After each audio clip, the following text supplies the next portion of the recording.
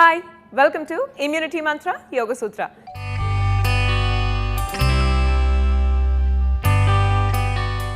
ఈ వారం ఇమ్యూనిటీ మంత్ర యోగ సూత్రలో శరీరం యాక్టివేట్ అవ్వడానికి, బలహీనత తగ్గడానికి ఎటువంటి యోగాసనాలు చేస్తే బెనిఫిషియల్ గా ఉంటుందో చూస్తూ ఉన్నాం కదండి.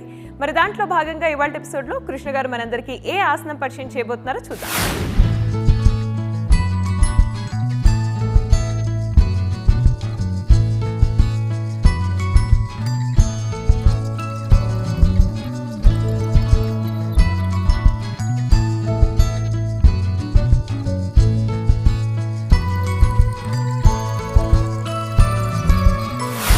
నమస్తే. ఇమ్యూనిటీ మంత్ర యోగా సూత్రాలో మనము ఇమ్యూనిటీని పెంచడానికి, వీక్నెస్ని తగ్గించడానికి ఈ వారం అంతా ఆసనాలు చేయబోతున్నాము. దాంట్లో భాగంగా మనము ఈరోజు పలక అంటే ప్లాంక్ పాస్చర్ చేయబోతున్నాము. ప్లాంక్ పాస్చర్ మోచేతులపై చేస్తాము అని చాలామంది అనుకుంటారు. కాదండి, ప్లాంక్ పాస్చర్ యోగాలో చేతులపై చేస్తాము. ఇలా ప్లాంక్ చేయడం వలన ఏమవుతుంది? ప్లాంక్ చేయడం వలన మన శరీరంలో ఉండే అన్ని కండరాలు, ముఖ్యంగా శరీర పైభాగంలో ఉండే అన్ని కండరాలు చాలా బలపడతాయి.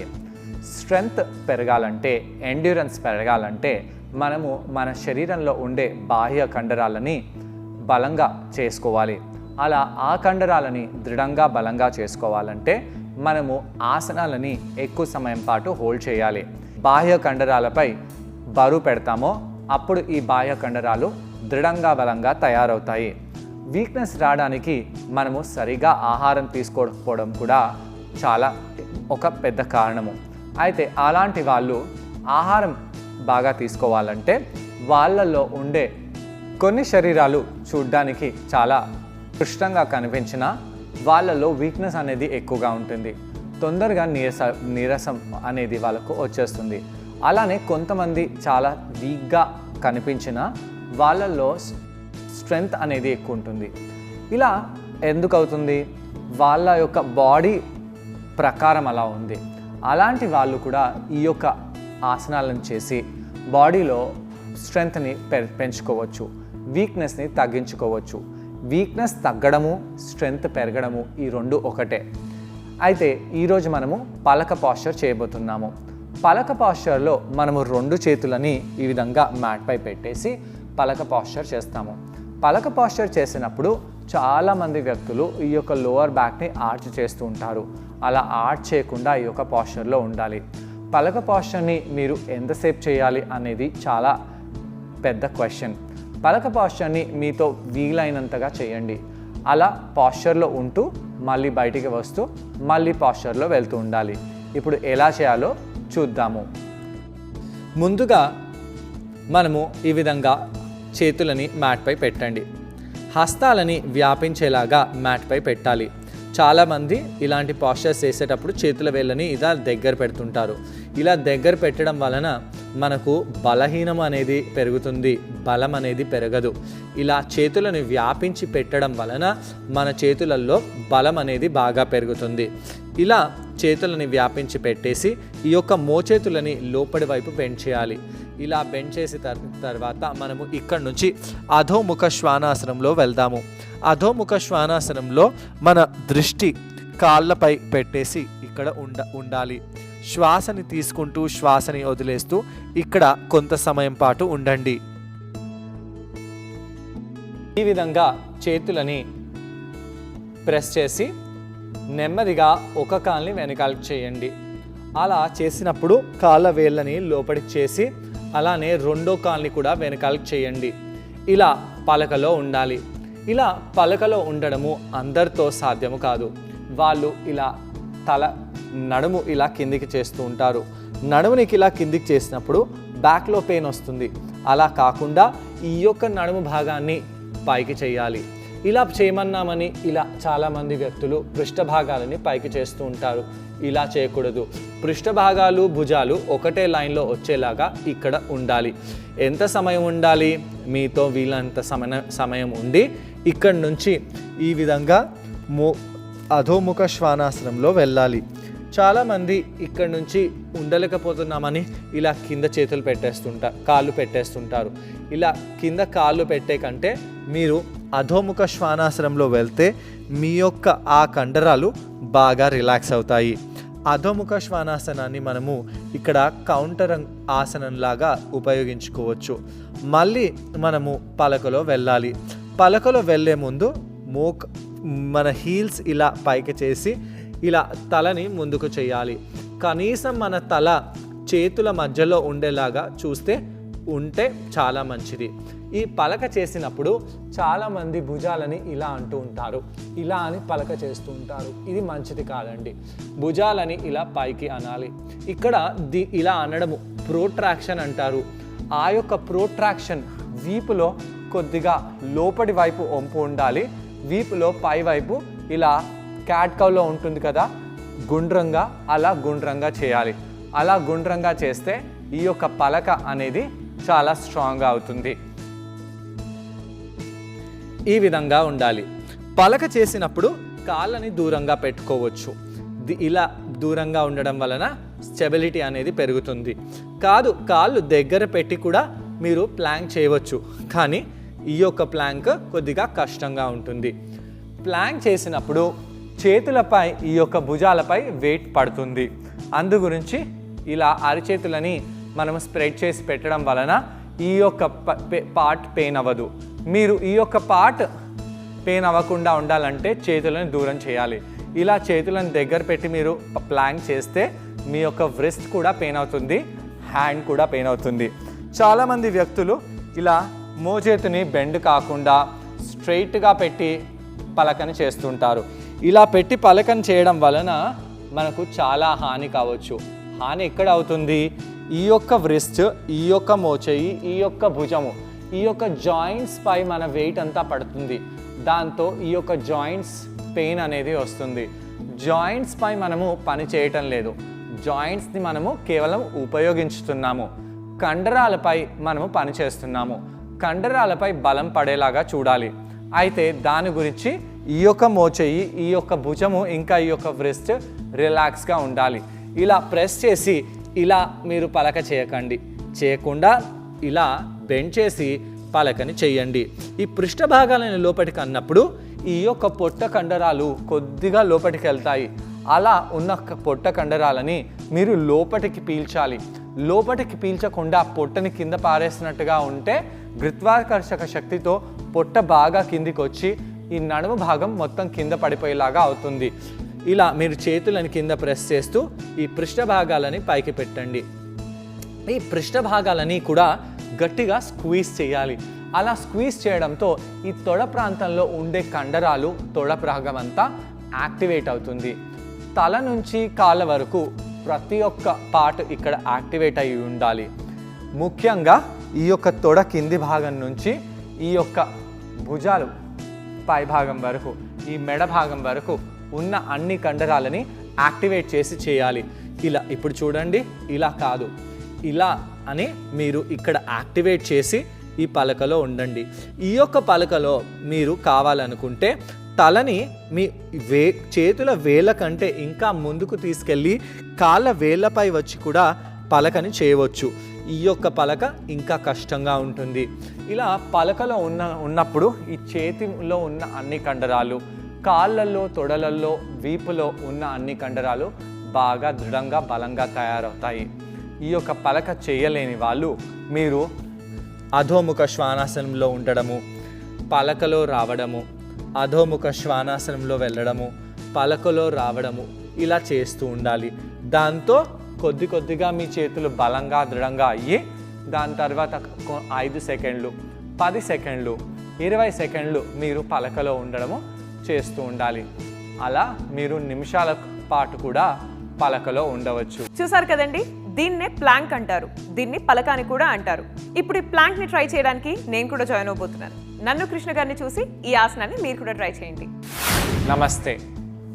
ఇమ్యూనిటీ మంత్ర యోగా సూత్రాలో ఈ వారమంతా మనము బలాన్ని పెంచుకోవడానికి, వీక్నెస్ని తగ్గించడానికి, ఇమ్యూనిటీని పెంచుకోవడానికి ఆసనాలను చేస్తున్నాము. వీక్నెస్ తగ్గడము, బలం పెరగడము, ఇమ్యూనిటీ పెరగడము, వీక్నెస్ తగ్గడము ఇవన్నీ ఒకటి. ఈరోజు చేసే ఆసనము పలక. పలక ఎన్నో పరిపరి విధాలుగా చేయవచ్చు. ఈ యొక్క ఆసనము వెయిట్ తగ్గాలని, పొట్ట తగ్గాలని అందరూ చేస్తూ ఉంటారు. అయితే ఈ యొక్క ఆసనము బలం పెంచడానికి, ముఖ్యంగా చేతులలో, కాళ్ళల్లో, శరీరంలో బలం పెంచడానికి బాగా ఉపయోగకరమైన ఆసనము. ఈ యొక్క ఆసనము ఇంత ఫేమస్ ఆసనం అయినా ప్రతి ఒక్కరూ దీన్ని తప్పు చేస్తూ ఉంటారు. ఈ యొక్క ఆసనం చేసేటప్పుడు ఎన్నో తప్పులు జరుగుతూ మన శరీరంలో జరిగే సంభావన అనేది ఉంటుంది. అలా తప్పుగా ఈ ఆసనం చేయడం వలన భుజాలలో పెయిన్, మోచేతులలో పెయిన్, లేదా ఈ యొక్క మణికట్టు ప్రాంతంలో పెయిన్ రావడము అనేది జరుగుతూ ఉంటాయి. ఇవన్నీ కాకుండా మనము ఏ విధంగా సేఫ్గా ఈ ఆసనం చేయాలో తెలుసుకుందాము. పలక పాస్చర్ ఏ విధంగా చేయాలో ఇప్పుడు చూద్దాము. హస్తాలని ఈ విధంగా వ్యాపించి మ్యాట్పై పెట్టకుండా ఈ విధంగా పెట్టినట్టయితే ఈ యొక్క వ్రిస్ట్ భాగంలో మీకు చాలా ఒత్తిడి పడి ఈ యొక్క వ్రిస్ట్ భాగంలో పెయిన్ అనేది ఎక్కువ అవ్వచ్చు. కాబట్టి ఈ వ్రిస్ట్ భాగంలో పెయిన్ కాకుండా చూస్తూ మనము చేతుల వేళ్ళని దూరంగా చేయాలి. ఇలా దూరంగా చేసి చేతులని కింద పెట్టండి. అలా చేసి మోకాలపై బాగా వచ్చేసేయండి. దీనికి ప్రిపరేషన్ చేద్దాము. ప్రిపరేషన్ చేయడానికి మోకాలని దగ్గరగా పెట్టి కాళ్ళ వేళ్ళని లోపలి వైపు చేసి తలని ఇంకొద్దిగా ముందుకు చేయండి. అలా చేసి మార్జరీ ఆసనంలో ఎలాగైతే వీపుని గుండ్రంగా చేస్తామో అలా గుండ్రంగా చేయండి. తలని ఇంకొద్దిగా ముందుకు తీసుకొని రావాలి. ఇక్కడ 2 మోకాలని కొన్ని సెంటీమీటర్ల పైకి తీసుకెళ్ళాలి. అక్కడ అలానే హోల్డ్ చేయండి. వీపుని గుండ్రంగా పెడుతూ పొట్ట కండరాలని బిగిస్తూ కేవలం 5 నుంచి 10 సెంటీమీటర్లు మాత్రమే ఈ మోకాలని పైకి లేపాలి. అలా లేపడంతో ఈ యొక్క పాస్చర్లో మనము ఎక్కువ సమయం పాటు ఉండగలుగుతాము.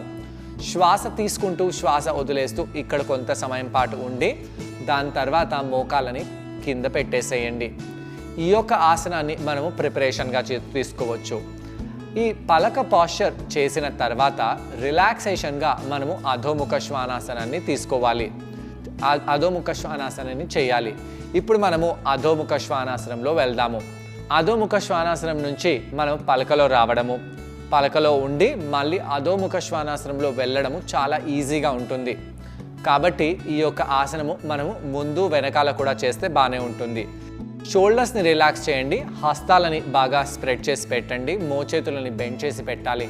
అలా చేసి మనము ఇప్పుడు కాళ్ళ వేళ్ళపై వస్తూ పలకలో రావాలి. ప్లాంక్లో వచ్చినప్పుడు ఆ చేతుల వేళ్ళని బాగా కింద మ్యాట్పై ప్రెస్ చేయాలి. ప్రెస్ చేస్తూ మనము చేతుల ముందు కొద్దిగా లేదా చేతుల మధ్య భాగంలో చూసినట్టయితే ఈ యొక్క పాస్చర్ యాక్టివ్గా బాగా ఉంటుంది. కాళ్ళు దూరంగా ఒకదానికి ఒకటి దూరంగా చేసి పెట్టండి. మరీ దూరంగా పెట్టమన్నామని చాలా చాటలాగా దూరంగా పెట్టకూడదు, మరీ దగ్గరగా పెట్టకూడదు, ఒకటిగా కూడా పెట్టకూడదు.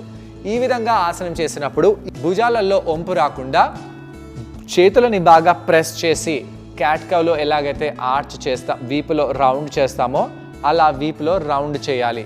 ఈ యొక్క మోచేతులు లోపటి వైపు ఒకదానికి ఒకటి తిరిగేలాగా పెట్టి ఈ ఆసనం చేయాలి. ఇలా చేసినప్పుడు తలని కొద్దిగా ముందుకు చేసి ముందు వైపు చూడాలి. ఇక్కడ పృష్ఠభాగాలు ఎక్కడ ఉన్నాయో చాలా ముఖ్యము. రిలాక్స్ అయిపోండి. ఈ ఆసనం చేస్తూ బయటికి వస్తూ మనము దీని గురించి చర్చిస్తాము. మళ్ళీ ముందుకు వచ్చేసేయండి. ఈ యొక్క పలక ఆసనం చేసినప్పుడు పృష్ఠభాగాలు ఇంకా మోకాళ్ళు ఒకటే లైన్లో ఉండేలాగా పెట్టాలి. ఈ విధంగా ఒకటే లైన్లో ఉండేలాగా పెట్టాలి. పృష్ఠభాగాలు పైకి వెళ్ళడము లేదా కిందికి రావడము మంచిది కాదు. ఒకటే లైన్లో ఉంటే మనకు స్థిరత్వం అనేది పెరుగుతుంది.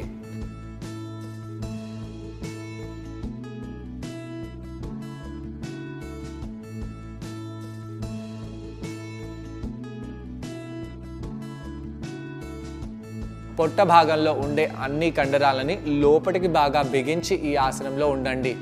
దాంతో పొట్టపై కూడా ప్రభావం పడుతుంది. పొట్టలో ఉన్న కొవ్వు కూడా కరుగుతుంది.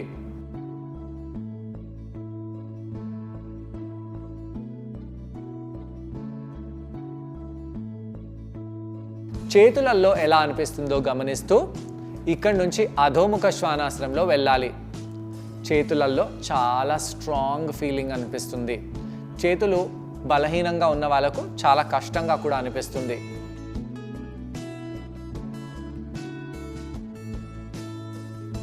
ఇక్కడ చేతులు భుజాలు రిలాక్స్ అవుతున్నాయి. మళ్ళీ ముందుకు వచ్చేసేయండి. ఇలా ముందుకు వచ్చినప్పుడు అరిచేతులు ప్రెస్ చేస్తూ, మోచేతులు బెండ్ చేస్తూ, నడుముని పైకి చేస్తూ ఉంటే మంచిది.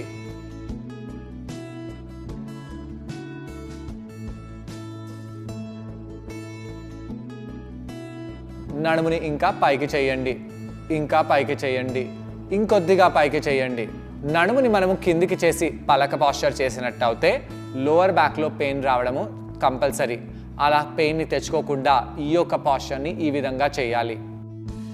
కాళ్ళ వేళ్ళని మడమలని ఒక దగ్గరగా పెట్టేసి కూడా ఈ యొక్క పాస్చర్ని హోల్డ్ చేయొచ్చు. దాంతో ఈ యొక్క పాస్చర్ చాలా కష్టంగా అవుతుంది. తలని ఇంకా ముందుకు చేసి ఈ నడుము భాగాన్ని పైకి లేపి ఈ ఆసనం చేయడం వలన మనకు ఈ యొక్క పాస్చర్ చాలా దృఢత్వాన్ని, బలత్వాన్ని పెంచుతుంది. కిందికి వచ్చేయండి లేదా అధోముఖ శ్వానాసనంలో వెళ్ళిపోవచ్చు. అధోముఖ శ్వానాసనంలో వెళ్ళిన కిందికి వచ్చిన భుజాలు రిలాక్స్ అయ్యేలాగా చూసుకోవాలి. దీని తర్వాత మనం కిందికి వచ్చి ఈ కౌంటర్ ఆసనం చేసిన తర్వాత ఈ యొక్క వ్రిస్ట్ భాగంలో బాగా కష్టంగా అనిపించింది కాబట్టి వ్రిస్ట్ భాగాలని మనము రిలాక్స్ చేయడానికి ఆసనాలను చేయాలి. ఈ యొక్క విధంగా మీరు చేతిని తిప్పడము లేదా రివర్స్గా తిప్పడంతో ఈ యొక్క మణికట్టు ప్రాంతము బాగా రిలీఫ్ అనేది దొరుకుతుంది. లేదా మీ చేతులని ఈ విధంగా రివర్స్గా చేసి మన తలని వెనకాల చేసినట్టు అయితే కూడా మన యొక్క మణికట్టు ప్రాంతానికి చాలా రిలాక్సేషన్ అనేది లభిస్తుంది. అయితే మోచేయిని మాత్రం కంపల్సరిగా బెండ్ చేసి పెట్టాలి. వ్రిస్ట్ భాగాన్ని కింద ప్రెస్ చేస్తూ ఉండండి.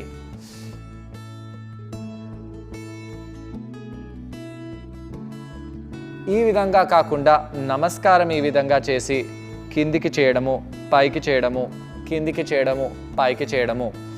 అలానే ఈ యొక్క చేతుల వేళ్ళు కింద పెడుతూ చేతుల వేళ్ళు అరిచేయి ఆకాశం వైపు పెట్టి చేతుల వేళ్ళు మన వైపు పెట్టేలాగా చూస్తూ, ఒకవేళ ఈ విధంగా కూడా మనము చేతులని ప్రెస్ చేస్తూ స్ట్రైట్ చేసినట్టు అయితే కూడా ఈ యొక్క మణికట్టు ప్రాంతంలో కలిగిన ఇబ్బంది అంతా తగ్గిపోతుంది.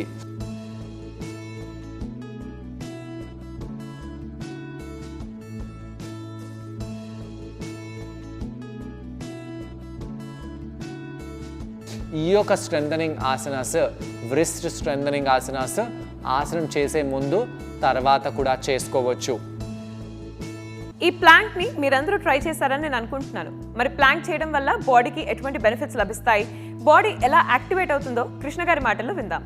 ఈ విధంగా మనము ఈ యొక్క ప్లాంక్ పాస్చర్ చేసి మన చేతులలో, శరీర పైభాగంలో, వీపులో, నడుములో ఇవన్నీ యొక్క ఆర్గన్స్లో దృఢత్వాన్ని, బలత్వాన్ని పెంచుకోగలుగుతాము.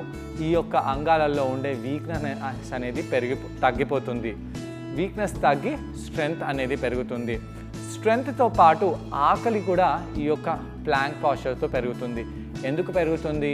ఇక్కడ మనం ముందుకు వెళ్ళినప్పుడు ఛాతీ బాగా ఓపెన్గా ఉంది కాబట్టి శ్వాస బాగా తీసుకుంటున్నాము. శ్వాస బాగా తీసుకుంటే ఆ యొక్క శ్వాస మనకు ఆకలి బాగా అయ్యేలాగా చూస్తుంది. అలానే ఈ యొక్క పాస్చర్లో మనం పొట్ట భాగంపై బాగా పనిచేస్తున్నాము. పొట్ట తగ్గుతుంది, పొట్టలో ఉన్న ఫ్యాట్ కరుగుతుంది. అలానే పొట్టలో ఉన్న అగ్ని పెరుగుతుంది. ఆ యొక్క అగ్ని పెరగడంతో ఆకలి కూడా బాగా అవుతుంది. వీక్గా ఉండి తినలేని వాళ్ళు బాగా భోజనం చేయగలుగుతారు.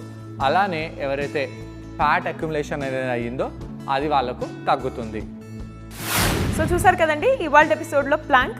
ఈ ప్లాంక్ని మీరందరూ తప్పకుండా ట్రై చేసి దీనివల్ల వచ్చే బెనిఫిట్స్ని మీరు కూడా పొందండి. తిరిగి రేపటి ఎపిసోడ్లో మరో ఆసనంతో మరికొన్ని బెనిఫిట్స్తో మళ్ళీ కలుసుకుందాం. అంతవరకు టేక్ కేర్, బాయ్.